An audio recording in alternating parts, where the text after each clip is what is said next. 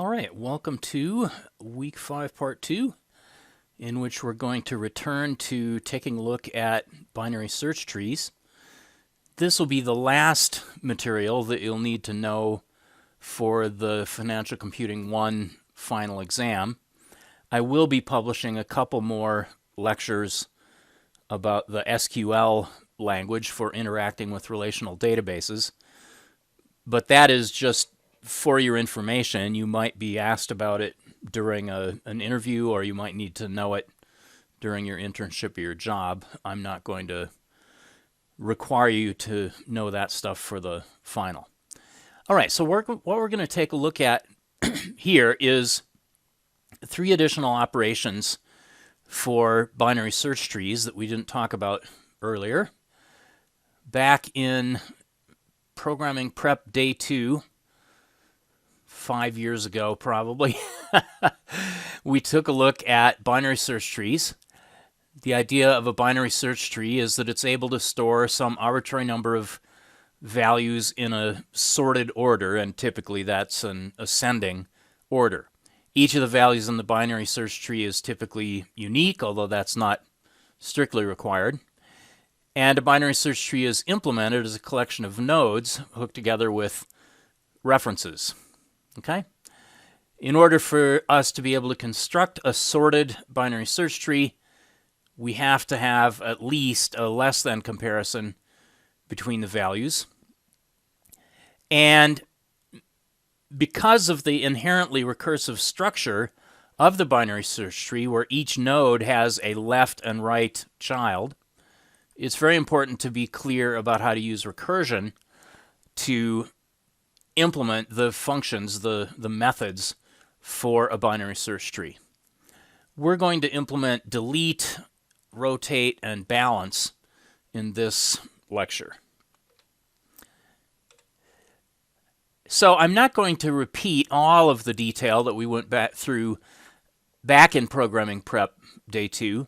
If you have lost your recollection of some of that, then I would invite you to rewatch that lecture video. And always remember, as I'm sure you know, that you can increase the playback speed of these videos as long as you can understand more or less what I'm saying. Here we have a representation of a binary search tree of integers. Now, your binary search tree class is going to have a reference called top, referring to the topmost node in the binary search tree. And if there are no nodes in the binary search tree, then top is simply going to refer to none. In this case, top refers to a node containing 12, and underneath 12, we have values less than 12 to 12's left, and values greater than 12 to 12's right. Here is the representation of each node. Each node has 3 components: a value component, and then an underscore left component that refers to the next node down in the tree that's less than the current node, and an underscore right component referring to the right side. Okay, so underscore BT node is our internal class that allows us to keep track of the details of individual nodes. And then the binary tree class itself has an initialization method that just sets the tree to be initially empty. All right, so if we create in our program that BT1 is a binary tree, that calls the init function, which sets the top member within the binary search tree to refer to none, because there are no nodes in the tree yet. We also walked through the insert method that uses a recursive helper to decide which direction to travel down the tree in order to decide where a new node should go. And if the value that we are inserting into the tree is less than the current node's value, then we head to the left. Otherwise, we head to the right. And again, I'm not going to go through all of this code step by step. If you would like a review, please take a look at the previous video. All right, so we started out with an empty binary tree. If we say insert 12, 12 is now the top node. Whoops, sorry. Too much yellow. All right. Top is now the first node in the tree, and so it goes at the top. And our top instance variable within the binary tree class refers to that first node containing the 12. And then when we insert 7, since 7 is less than 12, 7 gets created and the left child of 12 refers to 7. If we then insert 13, the right child of 12 refers to that node containing 13. And minus 4, well, that's less than 12, so we descend to the left. It's less than 7, so we descend to the left again. And here we've discovered that 7 is not referring to any node on the left, so that tells us where to put that node containing the minus 4. Well, insert is a relatively easy operation because we start with a well-structured binary search tree, and after we've done our insert, we still have a well-structured binary search tree. But delete is equally as important as insert and much harder to implement because deletion can happen anywhere in the tree, and we probably have to do some fiddling around with references to make sure that our binary search tree is still a valid binary search tree after we have done the deletion. So let's see an example here. Okay. So here on slide 12, I have a copy of that binary search tree that we looked at just a few pages ago. I've squeezed it to the left so that we can see what happens after we do a delete. Let's suppose that we ask to delete the 12 from our binary search tree. Well, in this case, 12 is right at the top of the tree. So 3 questions arise right away. What should top be referring to now if 12 is gone? And how do I reconnect the left side and the right side of 12, which is no longer there? You know, there are a whole variety of unsophisticated and sophisticated ways that you can deal with this, but one trivial way, I'm not claiming this is the best possible way, but one trivial way that will work is to move the left side up in place of where the 12 used to be. So we'll have our top node be the 7 in this case, all right? And that's going to entail changing top so that top is no longer referring to the node containing 12 and instead is referring to the node containing the 7. Then what do we do with this right-hand subtree that contained all the values that were greater than 12? Okay, well, this right-hand subtree, since all of its values were greater than 12, they must also be greater than all of the values that are in the left subtree, which is now the top part of the tree.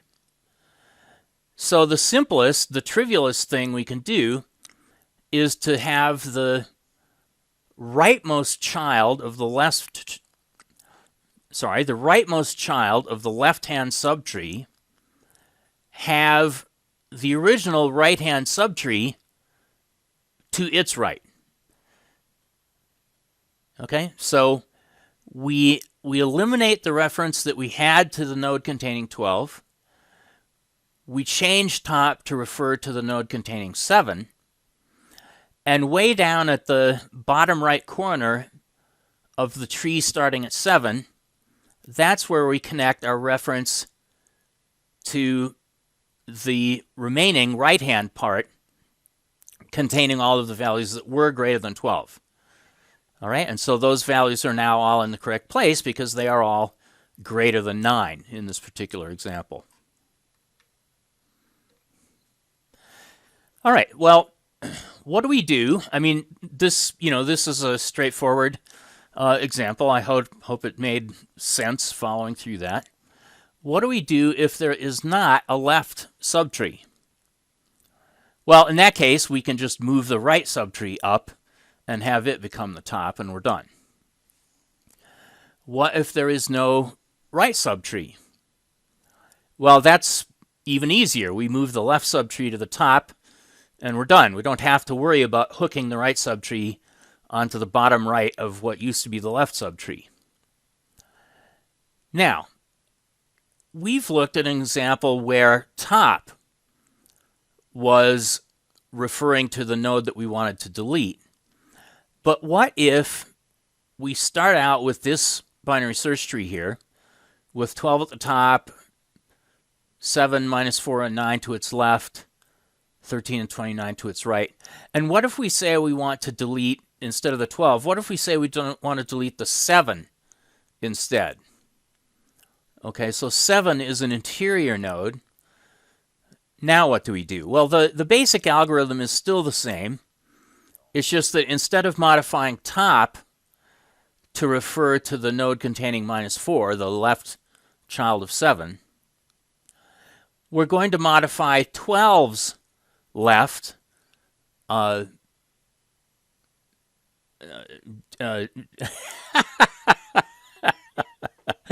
instance variable.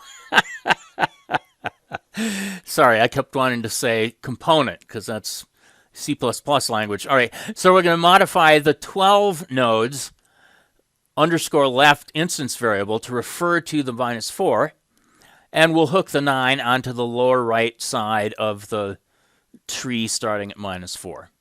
All right, so we do have a distinction between how we handle the top, how we handle it if the node we're trying to delete is at the top, versus how we handle it if the node that we're trying to delete is somewhere in the interior part of the tree. Finally, what can we say about the shape of the tree if we follow this trivial approach? Well, the bad news here is that if we follow this trivial recipe, you'll notice that as we delete more and more nodes, the tree is going to get more and more and more lopsided to the right side. Okay, we used to have a tree that was just 3 levels deep, roughly the same shape at each level. But now, by getting rid of the 12 and following our silly but correct algorithm, our recipe here, now we have 7 at the top. It only has 1 left child, but it's got 3 right children, all right? From the top, we go to 7, and then to the right, we go to 9, and to the right, we go to 13, and to the right, we go to 29. So as we continue deleting values in this tree and hooking the leftover right subtree up to the bottom right of what remains, our tree is going to become more and more and more linear, and therefore less and less and less efficient. So that's not a good feature. An important low-level tool that we have for modifying the shape of a binary search tree is called a rotation. And basically what a rotation does is to move a certain node below one of its child nodes. Okay, so we're doing a local change within a tree. We're taking a particular node and we're moving it down either to the left or the right and moving up one of its children in its place. So a left rotation takes the current node and moves it down below, that is, moves it down to the left of its right child, whereas a right rotation does the opposite. It takes a node and pushes it below to the right of the left child. Okay? And so deeper subtrees then have to be reattached in an appropriate way to keep the tree well formed. Here we have an example of a left rotation at the node 12. I'm assuming that my tree is in its original condition when I'm doing this rotation. So if I want to do a left rotation of 12, what that means is that I'm moving 12 down to the left of the 13. So the left child of 13 is going to be the 12. That means 13 itself is going to be the top of the tree. And to the right of the 12, I'm not going to have any right-hand subtree. All right, so I end up changing 3 references. First of all, I change the reference top to refer to 13, which is the new top node.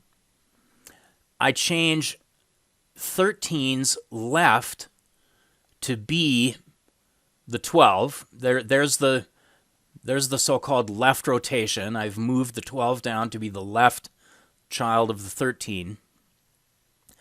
And then 12's right side is now empty. Okay, because if we look at the node 12, all of the values below the 12 are less than the 12, and so they have to remain in the left child of the 12. Whereas, as far as values between 12 and 13, well, there are no values between 12 and 13. 12 and 13 are, consecutive values. Here's a more general picture. Let's suppose that we have a couple of nodes, P and Q, and we have these subtrees, A, B, and C. So A, B, and C are not individual nodes. A, B, and C are entire subtrees hooked to the left or right of these nodes P and Q. We're going to assume that P is less than Q. Therefore, if P and Q are directly connected to each other, then either P is the left child of Q, because P is less than Q, or Q is the right child of P, again, because P is less than Q. All right, so if P and Q are adjacent in the tree, then one of these two situations has to be the case, so that either P is the left child of Q, or Q is the right child of P. Now, as far as the subtrees A, B, and C are concerned, well, since A is to the left of P, that means every value in the A subtree has to be less than P. Since C is to the right of Q, that means every value in C has to be greater than Q. All right? And B is the stuff that's in between. All right? So anything in this B subtree is both greater than P and also less than Q. So depending on which of these two nodes, P or Q, is above the other, then P will either have B as its right child, or Q will have B as its left child. In the case where Q is the parent of P and P is on the left side, if I do a so-called right rotation, well, a right rotation of Q means to elevate P above Q. And in order for P to be elevated above Q, that means that Q has to become the right child of P. Well, P used to have B as its right child, so B now has to become the left child of Q in order to remain in the correct position. Okay? On the other hand, going back the other direction, if P is the parent of Q and Q is on the right side, if I do a left rotation, that means to push P down below Q. Q is going to come up and have P as its left child, and the values that were less than Q, the values that were to Q's left, have to be changed to be at P's right. I'm not showing in this diagram, but it's also going to be case that, there is some node above all this, either top or some higher level node up in the tree. And so that node that's at a higher level in the tree is going to have to be changed. In the case of a right rotation, that node is going to have to be changed to point to P instead of Q. Or in the case of a left rotation, it's going to have to be changed to point to Q instead of P. All right, so there are actually 3 references that have to be changed anytime you do one of these rotations. Okay, so we will be making use of left and right rotations in lots of future work that we do with binary search trees if we want to change the shape of a tree. Next, we're going to take a look at the idea of a balanced binary search tree. We say that a binary search tree is balanced if, and this has to be true at every single node in the tree, not just at the top, the depth of the left-hand subtree is only 1 different at most from the depth of the right-hand subtree. Okay, that is, at every node in the tree, if you compute the depth of that node's left subtree and subtract the depth of the right subtree and take the absolute value, that's got to be either 0 or 1. Okay? Either the depths are identical or they differ by at most 1. Well, either they're identical or they differ by 1. All right? The benefit of a balanced binary search tree, or a nearly balanced binary search tree, is this order log n search time. And as we saw when we implemented our silly rule about how to rebuild the tree when we delete a node, our deletion rule shoves the tree into a linear node on the right side and gets closer and closer to order n performance and further and further away from order log n performance. Here we have some examples of both balanced and unbalanced binary search trees. This little tree is balanced because at node 5, the difference between the depth of the left and right subtrees are, well, the depth of the left is 1, the depth of the right is 0, so the difference is just 1. We also have to check at node 2 the difference of the depth of the left of 2 and the right of 2. Well, those depths are both 0, so those depths are within 1 of each other. Likewise with this just slightly bigger tree, this is balanced because 5's left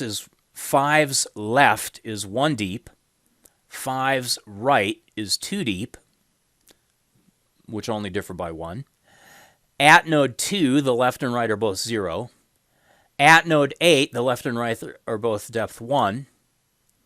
And at nodes 6 and 9, the right and left are both depth 0. So at every single node in the tree here, the depths of the left and right children are within 1 of each other.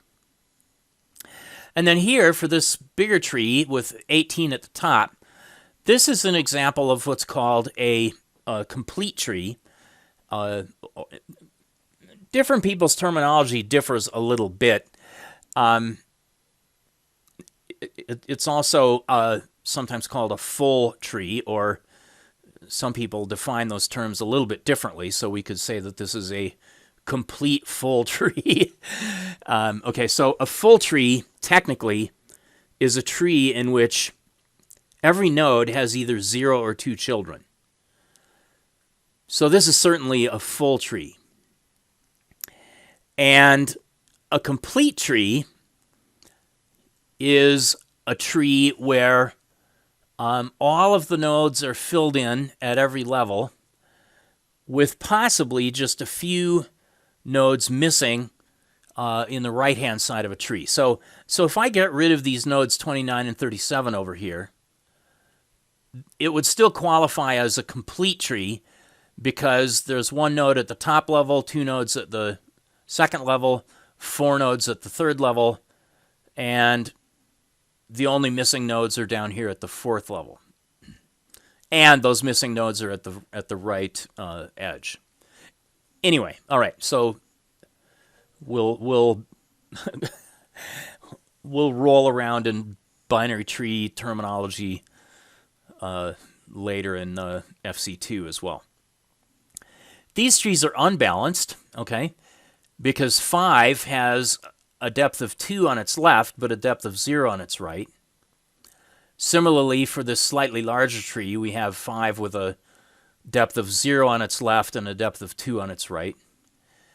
This tree, if you only looked at the top node, you would be tricked into thinking that this was balanced, because 18 has a depth of 3 on the right and a depth of 3 on the...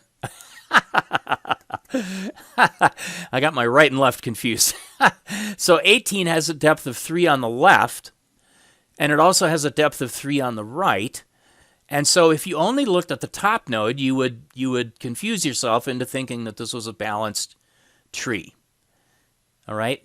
The balancing rule is also satisfied throughout the entire left-hand tree. So the subtree starting with 11 is balanced. The subtree starting with 7 is balanced.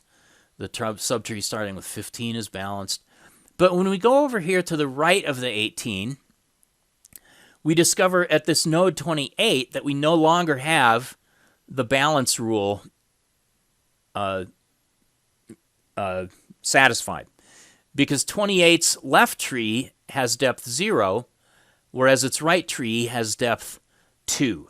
So at the node 28, our balance requirement is not satisfied, and consequently this entire tree is not balanced.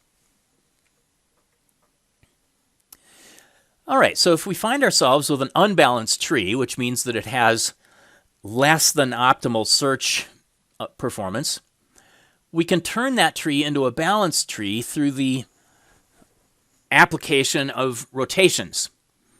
And one old and simple algorithm for balancing a tree that's not balanced is called Day's algorithm. Not surprisingly, invented by a fellow named Day at some university in the UK, I've forgotten. And his algorithm basically goes like so. First, we are going to take whatever tree we have and linearize that tree to the right. That is, if we had this little tree 5 with 2 to its left and 3 to its right, we're going to linearize this whole thing into 2 with 3 to the right and 5 to the right. Or if we had this bigger tree here, we're going to linearize that into 1 at the top with 7 to its right, with 8 to the right of the 7, 11 to the right of the 8, 12 to the right of the 11, 15 to the right of the 12, blah, blah, blah, blah, blah. So we turn this thing into just one long, is essentially a list of nodes all down the right-hand side. And this is often called a vine as opposed to a vine is a subcategory of tree in which all of the values are down either the right side or the left side. In Day's terminology, and I will post the paper that Day wrote from back in the mid-70s, he refers to this vine as the backbone for his algorithm.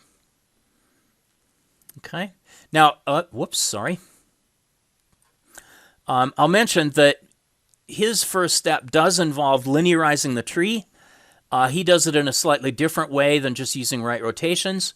But the point is to get a vine, and we can use right rotations to get the vine. So let's do that. All right, so here's a tree, just some tree that I wrote down. It's not it's not more or less interesting than other trees. And we see that it's not a vine, okay? The root has 2 children. So we want to change things so that the root only has 1 child on the right. Well, since the root has a child on the left, what we want to do is to use a right rotation to pull that left-hand child up above the 18.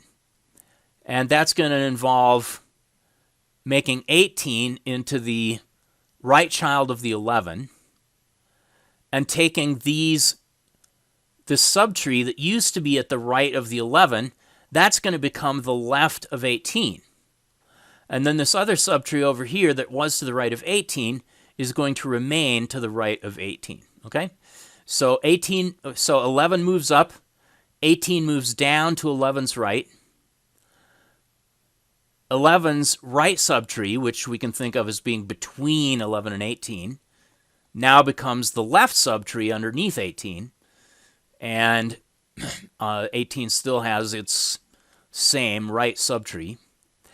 The top node now only has a right child, so we're going to descend to locate a node that has both left and right children. And we come to this node that contains 18 again. And we're going to do another rotation. This time we're going to bring the 15 above the 18. Now the 12 is going to stay to the left of 15, but the 17 here, which is between the 15 and the 18, will become the left child of the 18. So here's what that looks like after that second rotation. 15 is moved up. 15 is to the right of 11. 18 is now to the right of 15. 12 remains at the left of 15, and 17 has been moved down.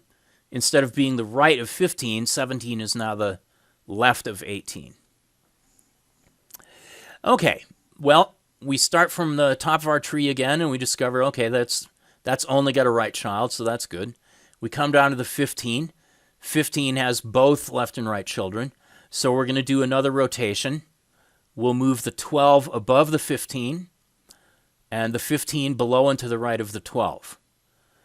And that's it. There's nothing to the right of the 12, so there's nothing that we need to reconnect to the left of the 15. And now we've got 3 nodes at the top in a linear sequence.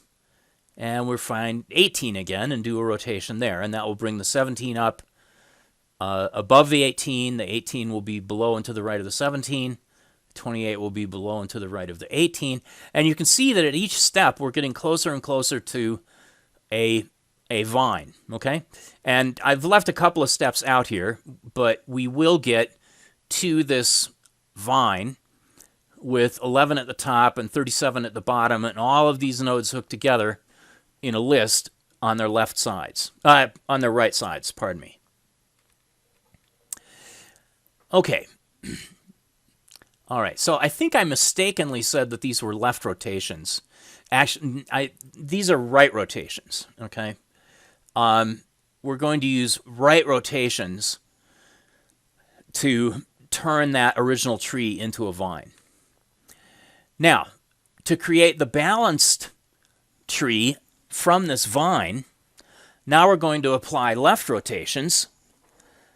But we need to be a little bit more clever about how we apply these left rotations.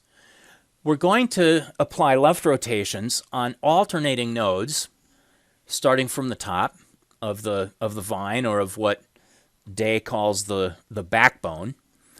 And we're going to do repeated passes down this backbone part of the tree until we use up the backbone. Okay? And it will turn out that when we're done, we're going to have a balanced tree. So the rule for keeping track of the length of the backbone is when we get to each pass, we have to subtract 1 from the remaining backbone length. Okay? And the reason for that is to make sure that we don't take our right-hand vine and accidentally push everything over to the left, so that we end up with a left-weighted tree. So we're going to start with our right-weighted vine, and we're going to gradually push more and more of it to the right, but we're not going to overshoot. We want to be careful that we don't overshoot and push too much stuff.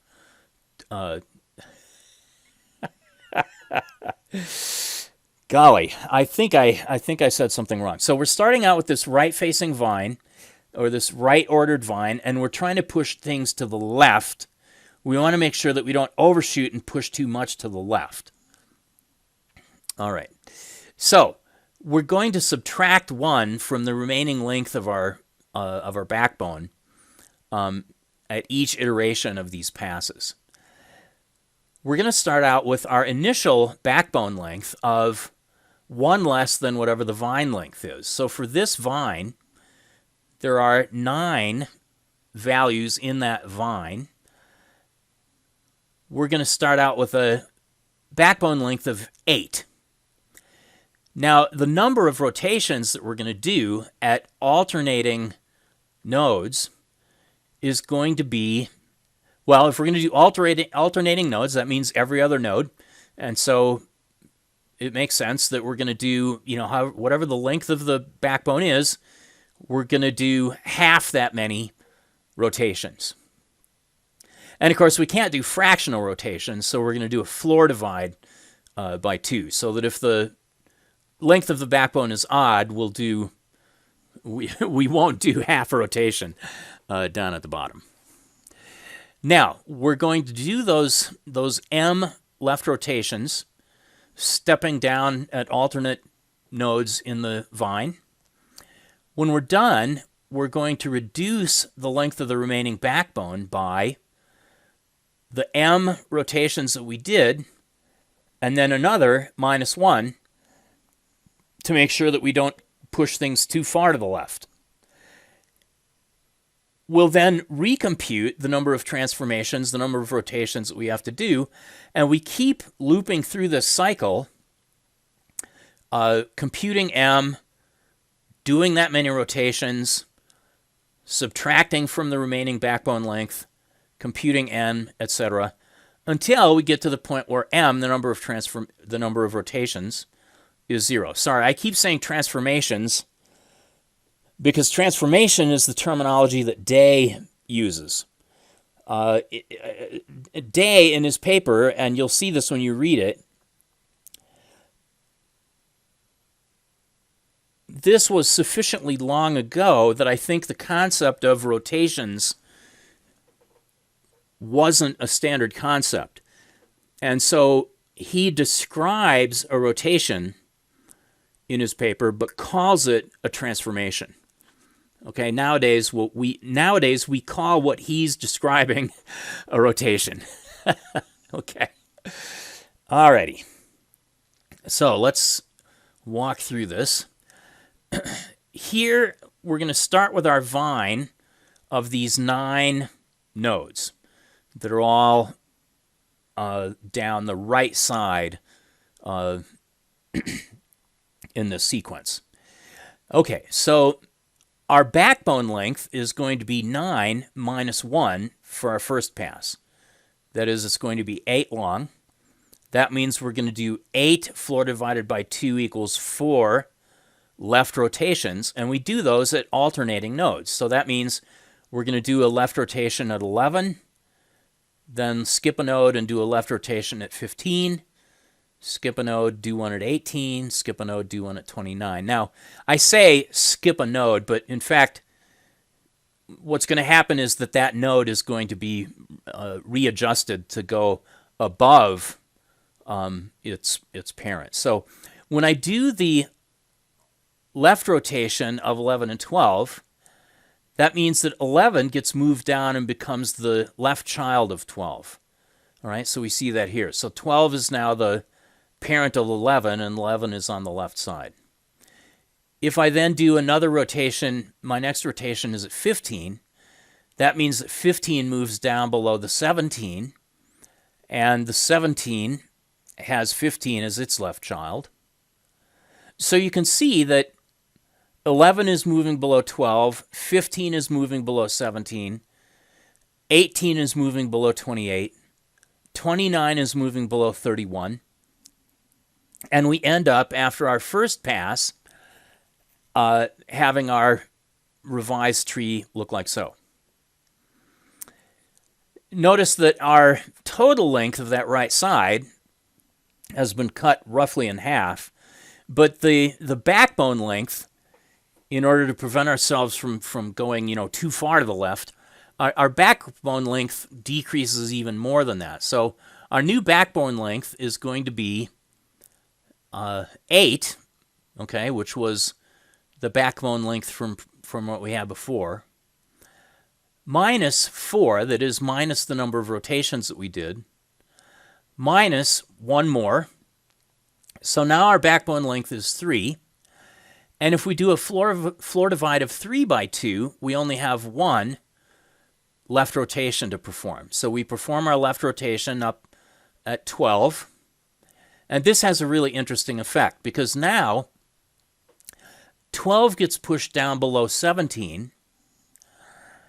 This subtree that was between 12 and 17 has to remain between 12 and 17. And in order for that to happen, the 15 has to become the right subtree of 12. Okay, so 7 moves up above 12. 12 moves down to 17's left. 12's left is unchanged. But 12's right now is what used to be the left of 17. So notice that I've gone from having 12 with a 1-node left subtree to now it has a 3-node left subtree. And furthermore, that left subtree is a complete tree. And that's it. I only have 1 rotation to do, and so now I'm at this stage. And now I calculate my new B length, my new backbone length, and my new M. Well, the backbone length is now the 3 that I had from the previous one, minus 1, the rotation that I did, minus 1 more is 1, and the floor division of 1 over 2 is 0. So we're done. We have done the number of left rotations that we need to do. And indeed, if we look at our tree, it is a balanced tree. Starting from the node 17, its left-hand depth is 2, and its right-hand depth is 3. Starting from 12, we have 1 and 1. Starting from 28, we have 1 and 2. Starting from 31, we have 1 and 1, and I won't bother counting the 0 and 0 at all the leaf nodes. All right, so that's a pretty simple procedure. Well, at least it's a pretty simple procedure when you draw a picture. It's a little more, it's a little pickier to get done in code, but it's not horrendous. And we have successfully balanced our tree. Okay, so we've taken a look now at what's involved in deleting a node and a naive way of patching the tree back up so that it's still a valid binary search tree. We've taken a look at doing rotations, which make localized changes within a tree to change the shape of the tree. And we've seen how you can use rotations with this thing called Day's algorithm, which is a simple and old algorithm to balance the tree. There are other fancier algorithms for balancing trees, but Day's algorithm is easy to explain. Even better than this is what are called self-balancing binary search trees, which every time you do an insert or a delete will do the minimum number of I say the minimum number of rotations necessary. Actually, it's the minimum number of rotations necessary that's not something that you can kind of mathematically prove. Ideally, we want to do an efficient number of rotations to get our tree pretty close to balanced so that our search efficiency remains order log n. And it turns out there are a variety of different self-balancing binary search trees that have different trade-offs in terms of how much rotating they do, in order to get variously close to having a perfectly balanced tree. All right, and we'll see all of that stuff when we get into C++ in financial computing too. So that is it. And the homework associated with this lecture is not going to be as brutal as the last couple homeworks have been. And it will be due this coming Monday, which is the last day of classes for MSCF. Alrighty, take care.